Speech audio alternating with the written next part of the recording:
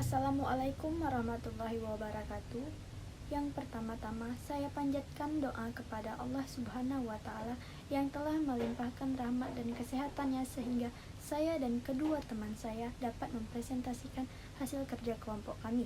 Saya Prilly Dianti. Saya Nabila Saputri. Dan saya Nurul Hakiki. Pada kesempatan kali ini kami akan mempresentasikan makalah kami yang berjudul Peradaban Islam pada Masa Turki Utsmani.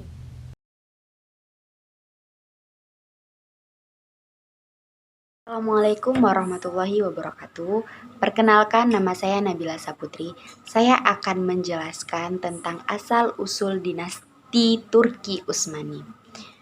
Nama kerajaan Utsmaniyah itu diambil dan dibangsakan kepada nenek moyang mereka yang pertama, Sultan Utsmani, Ibnu Sauji, Ibnu Artogol, Ibnu Sulaiman Syah, Ibnu Kia Alp, kepala kabilah Kap di Asia Tengah.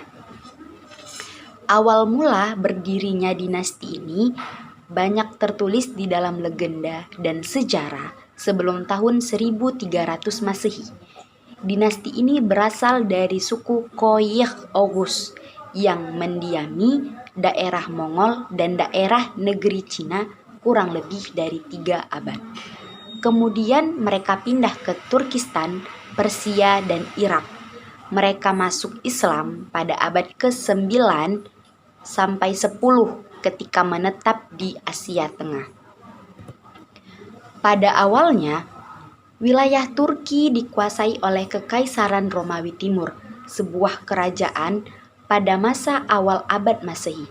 Kerajaan Bizantium ini dikuasai oleh kerajaan Romawi selama kurang lebih 4 abad. Pada tahun 395, Kekaisaran Romawi terpecah 2, Romawi Barat dan Romawi Timur.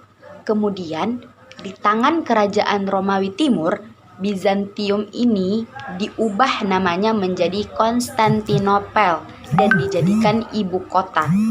Sebaliknya, Romawi Barat kala itu jatuh kekuasaan Barbar atau Goth sekitar tahun 476 Masehi. Kemudian pada abad ke-12, wilayah Konstantinopel ini kemudian dikuasai oleh Kesultanan Utsmaniyah yang pada saat penaklukannya itu dipimpin oleh Muhammad Al-Fatih. Dan menurut sejarah, pada masa raja inilah masa keemasan kerajaan Turki otonom karena ditopang oleh rasa keagamaan Islam yang kental. Istanbul kemudian menjadi ibu kota Turki Utsmani. Yang kedua, kemajuan Turki Utsmani. Akibat kegigihan dan ketangguhan yang dimiliki oleh para pemimpin dalam mempertahankan Turki Utsmani membawa dampak yang baik sehingga kemajuan dalam perkembangan wilayah Turki Utsmani dapat diraihnya dengan cepat. Dengan cara atau taktik yang dimainkan oleh beberapa penguasa Turki seperti Sultan Muhammad yang mengadakan perbaikan-perbaikan dan meletakkan dasar-dasar keamanan dalam negerinya, yang kemudian diteruskan oleh Murad II pada 1421 sampai 1451 Masehi. Sehingga Turki Utsmani mencapai puncak kejayaan pada masa Muhammad II pada 1451 sampai 1484 Masehi. Usaha ini ditindaklanjuti oleh raja-raja berikutnya, sehingga dikembangkan oleh Sultan Sulaiman Al-Qanuni. Ia tidak mengarahkan ekspansinya ke salah satu arah timur dan barat, tetapi seluruh wilayah yang berada di sekitar Turki Utsmani itu, sehingga Sulaiman berhasil menguasai wilayah Asia Kecil. Selanjutnya, kemajuan dan perkembangan wilayah kerajaan Utsmani yang luas berlangsung dengan cepat dan diikuti oleh kemajuan-kemajuan dalam bidang-bidang kehidupan lain yang penting. Di antaranya, yang pertama bidang kemiliaran dan pemerintahan, dan yang kedua bidang ilmu pengetahuan dan budaya, dan yang ketiga bidang keagamaan. Pada tahun 1453, saat Kesultanan Utsmaniyah mulai berkuasa di Turki, Islam makin dominan di Turki. Gereja-gereja di Turki yang merupakan peninggalan Bizantium termasuk Hagia Sophia banyak diubah menjadi masjid.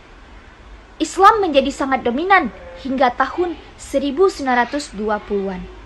Pembahasan yang ketiga yaitu kemunduran dinasti Turki Utsmani. Kemunduran Turki Utsmani terjadi setelah wafatnya Sulaiman Al-Qanuni. Hal ini disebabkan karena banyaknya kekacauan yang telah terjadi setelah Sultan Sulaiman meninggal, di antaranya perebutan kekuasaan antara putra beliau sendiri. Para pengganti Sulaiman sebagian besar adalah orang yang lemah dan mempunyai sifat dan kepribadian yang buruk. Juga karena melemahnya semangat perjuangan prajurit Utsmani yang mengakibatkan kekalahan dalam menghadapi beberapa peperangan. Ekonomi semakin memburuk dan sistem pemerintahan tidak berjalan dengan semestinya. Selain faktor-faktor yang saya sebutkan tadi, ada juga faktor lain yang menyebabkan kerajaan Utsmani mengalami kemunduran.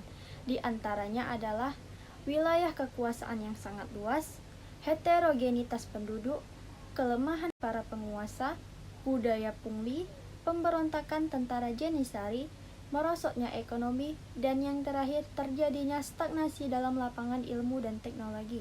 Itu saja pembahasan tentang kemunduran dinasti Turki Utsmani. Demikianlah makalah yang dapat kami sampaikan. Kasih atas segala perhatian. Mohon maaf atas segala kekurangan. Billahi taufiq wal hidayah. Wassalamualaikum warahmatullahi wabarakatuh.